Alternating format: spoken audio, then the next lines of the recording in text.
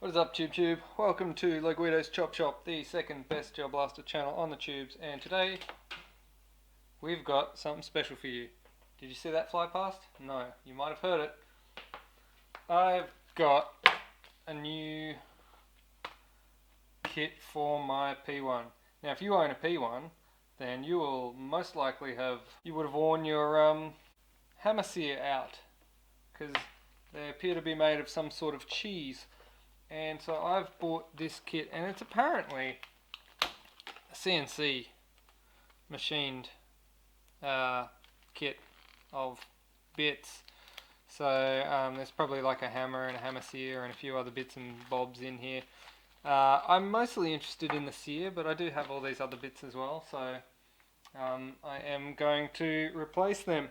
Now, one of the things I've got here is a magnet, and you can see they're definitely magnetic. I'm going to test the ones that come out of the actual P1 to see how that goes. I think they might be actually some sort of alloy. Not sure what type, but we'll check that. There's also springs in there. This spring here is important. See this? I don't know, you can see it because it's in a plastic bag. But this here, I'll just pull them out. That one, that's important because you'll lose that 100% every single time you remove the hammer group from the P1.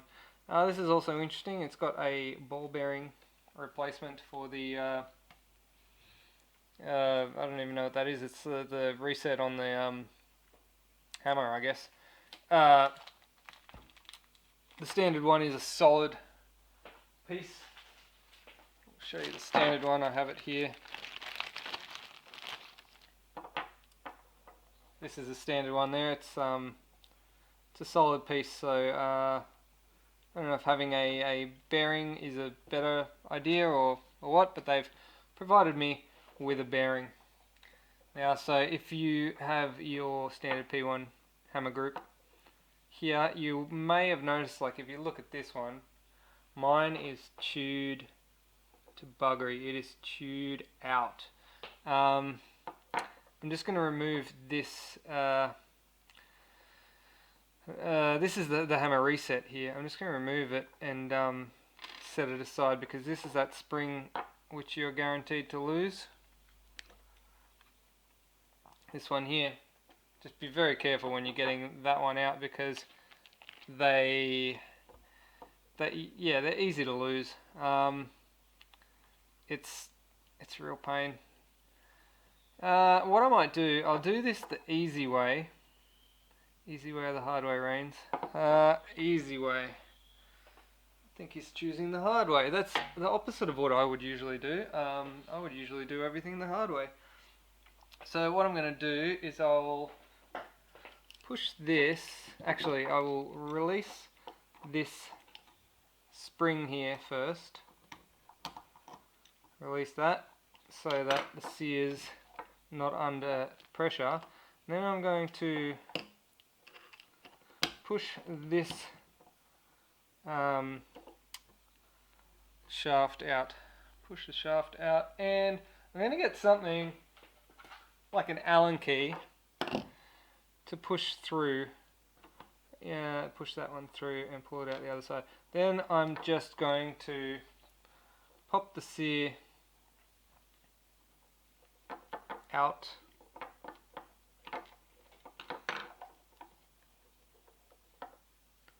and leave the spring relatively in position. Now I want to show you this sear. This is my standard P1 sear. Let's have a look at this. I've done a number on this one.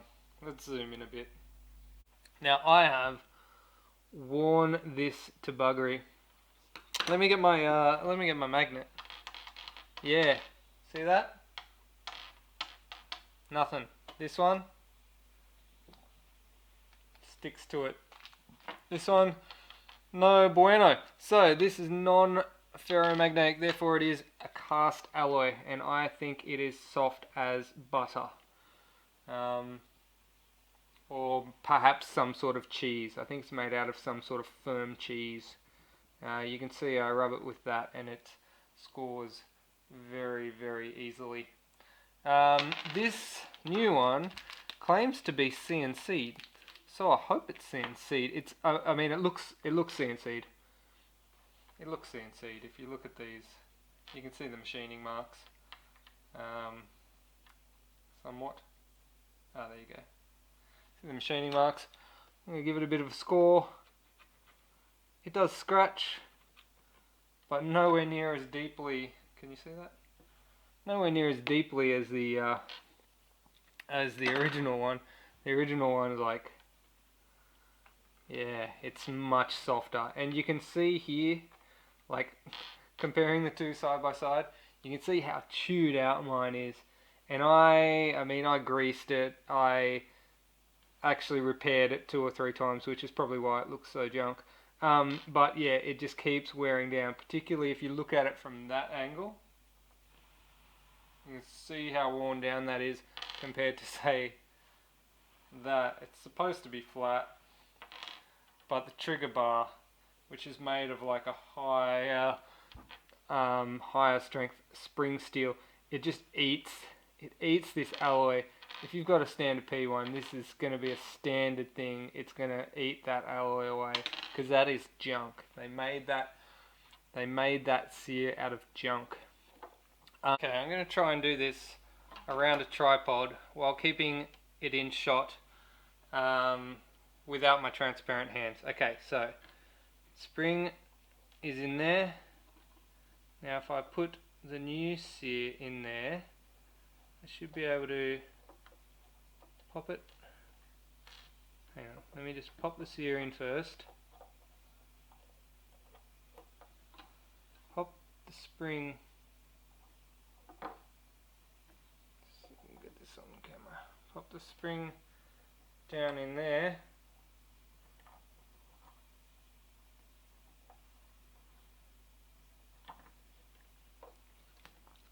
Okay, get my Allen key, push it through there, get the sear into position, line it all up, and get the Allen key through there. Okay, there we go. Now, so you can see the sear is now in position with that spring tucked up there. Now what I will do, push the shaft through, and in pushing the shaft through, I should be able to sort of keep everything lined up with the Allen key. The shaft should slide through,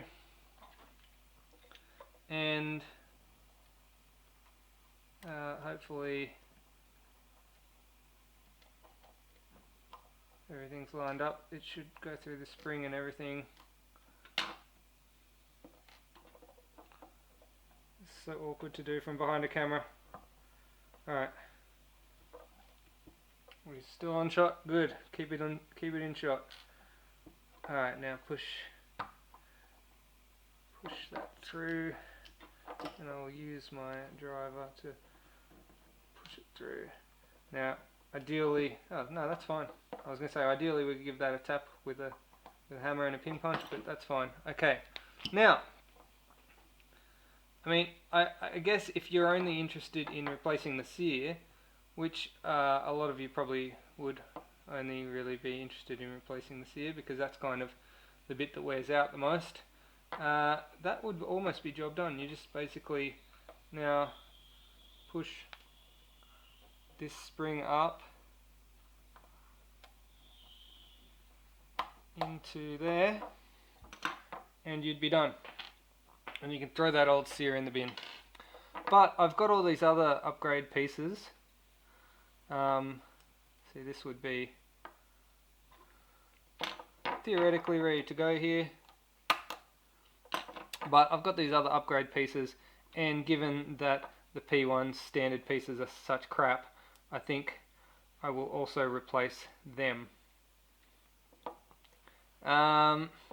So, pop that spring back out again, and I'll do the next shaft, which is this top one. Now I'll try and do it bit by bit maybe, so it's a bit easier.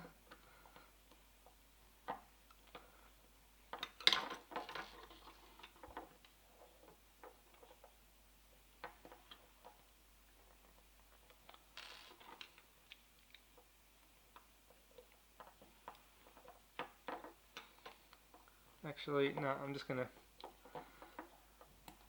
do it all in one. Pop the shaft out and then pull the lot out. There we go. Got the hammer, got the, I don't even know what this piece is called, another part of the hammer. Now this bit is quite annoying to get back in, so this is going to be the fun part. Alright, so I've got my little replacement piece, which is replacing this piece. I've got it ready to go. I'm just going to pop a shaft in there like that, and then push it in here. So that just sort of sits in there by the looks of it. I'm going to line it up next to my other one, and I'll get the new spring that I've got as well and put that in. So I've got upgraded springs with everything as well, so I'll use that. I don't know if they're actually upgraded or if they're just similar replacement ones, but I think I'll use the newest ones because I have a feeling that my hammer my hammer spring was getting a little bit weak, on the weak side of things. So just lining it up the same as that one, so it should be easy enough to get in. Now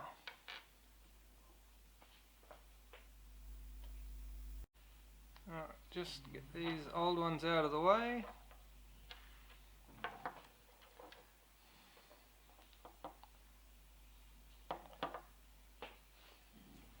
And now this piece is going to sit back in here, and the hammer piece, or the striker, I guess, will go in there like that. You see that? Alright, and now the trick is to hold all this stuff in there while we push the shaft back through there.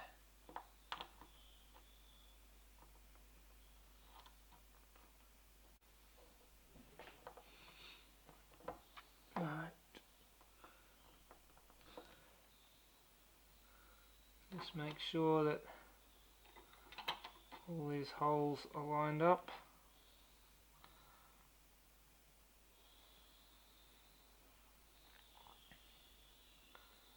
And the shaft should go through without excessive force. It should just sort of slide through.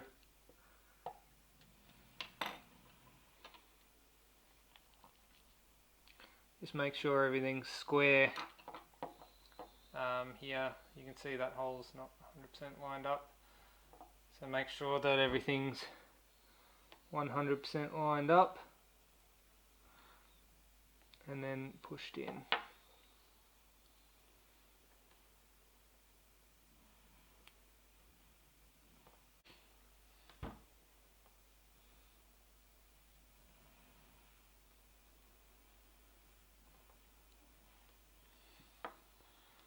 May just require a little bit of a tap. There we go. So that come through there. There you go. It's all nice and square. That can lock back, and the sear can release it. And don't forget to, need to replace this spring in here. Don't forget that one, and should be able to now release it with that. Now, it pays to take note. This bigger hole here, that's the hole you're trying to get the shaft to go through. So when this is actually in there, it's that hole. That's the hole you want to line up. And the smaller hole there is actually what the end of this spring hooks into. The first time I did one of these, it did take me a little bit of mucking about trying to work out where everything goes. It's once you get the hang of it, it's pretty straightforward. Alright, so now there is almost your entire group. Now I've got my new CNC reset bar and the new spring. Like I said, it's handy because I think that spring has jumped out of mine almost, I'm going to say every single time I've pulled one of these apart. I am legitimately surprised that during the making of this video I haven't lost that spring. Usually I would lose that spring on the floor every single time, but I haven't. That's good. Okay, and to replace this, obviously you would just pop this back down into the back of your frame. There is a pin which goes through the frame through this hole here, and there is one Phillips head screw which goes down in that hole in the top, as you probably would have known when you took it out, and that is ready to go back in. Job done.